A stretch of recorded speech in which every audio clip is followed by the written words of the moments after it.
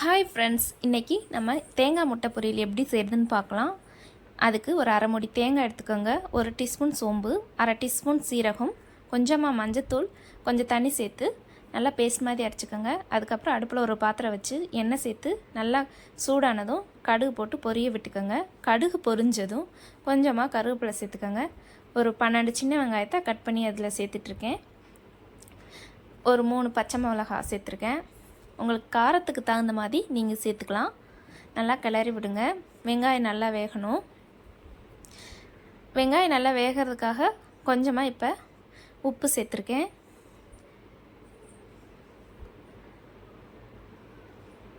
வெங்காயம் நல்லா வெந்துருச்சு. இப்போ நம்ம அரைச்சி வச்சுருக்க அந்த பேஸ்ட்டை இதில் சேர்த்துக்கலாம்.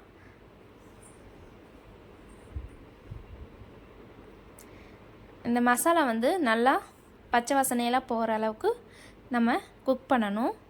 நல்லா பபுள்ஸ் மாதிரி ஓரத்துலலாம் வர ஆரம்பிக்கும். அந்த ஸ்டேஜில் நம்ம உடச்சி வச்சுருக்க முட்டையை சேர்த்துக்கலாம். நான் ஒரு 4 முட்டை எடுத்திருக்கேன்.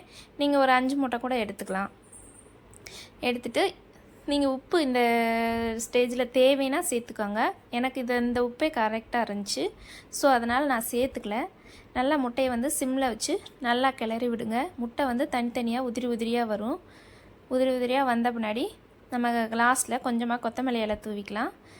இப்போ ரொம்ப டேஸ்ட்டான தேங்காய் முட்டை பொரியல் ரெடி ஆயிடுச்சு. இந்த வீடியோவில் தேங்காய் முட்டை பொரியல் எப்படி செய்கிறதுன்னு பார்த்தீங்க. நீங்களும் வீட்டில் ட்ரை பண்ணி பாருங்கள். நெக்ஸ்ட் வீடியோவில் அடுத்த ரெசிபியோடு மீட் பண்ணலாம். தேங்க்ஸ் ஃபார் வாட்சிங்.